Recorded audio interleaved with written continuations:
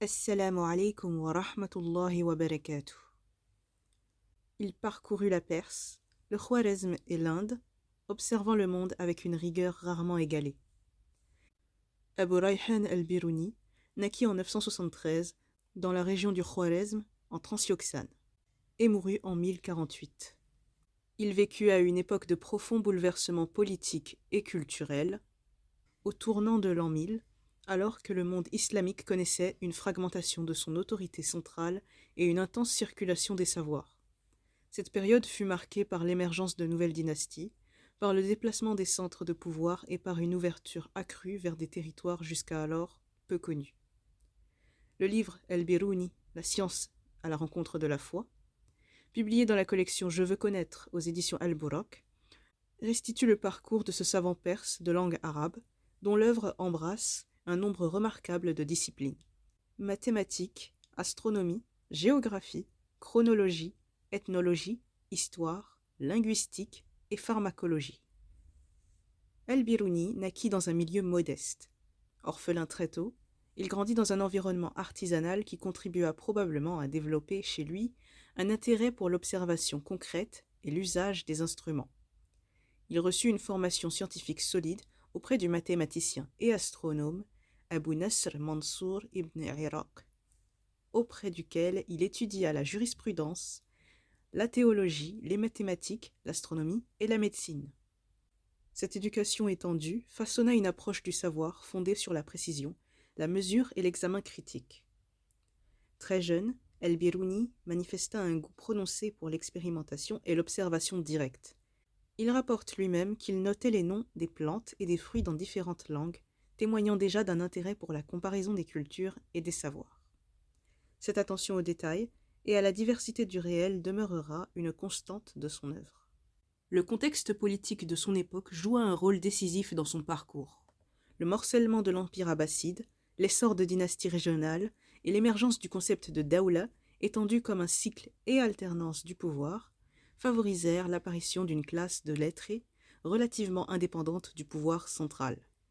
El-Biruni évolua dans cet espace intellectuel mouvant, entre cours princières, missions diplomatiques et déplacements contraints par les conflits.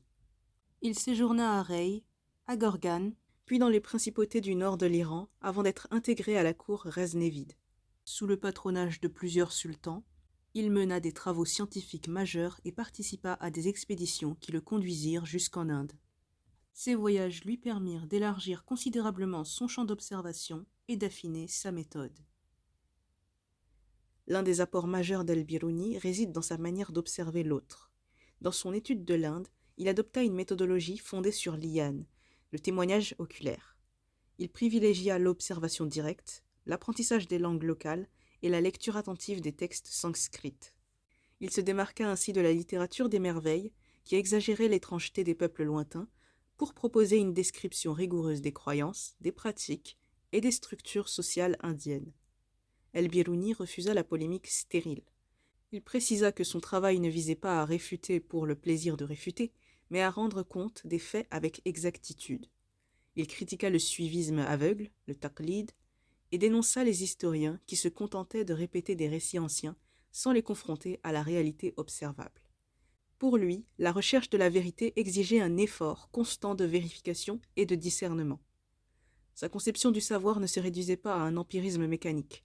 Il considérait que l'observation devait être guidée par la raison et éclairée par une dimension spirituelle. La science, chez El-Biruni, n'était pas opposée à la foi. Elle participait au contraire d'une quête de vérité orientée vers le juste établissement du réel. Il affirmait que dire la vérité, même lorsqu'elle est difficile, confère une dignité particulière à celui qui la recherche. Au cours de sa vie, El-Biruni rédigea un nombre considérable d'ouvrages. Il énuméra lui-même plus d'une centaine de titres, bien qu'une partie importante de son œuvre ait disparu. Parmi les textes conservés figurent ses travaux sur la chronologie des nations anciennes, la géodésie, l'astronomie, la pharmacologie et son célèbre livre de l'Inde, qui demeure une référence incontournable pour l'histoire des sciences et de l'ethnologie. Les dernières années de sa vie furent consacrées à l'écriture et à la transmission du savoir.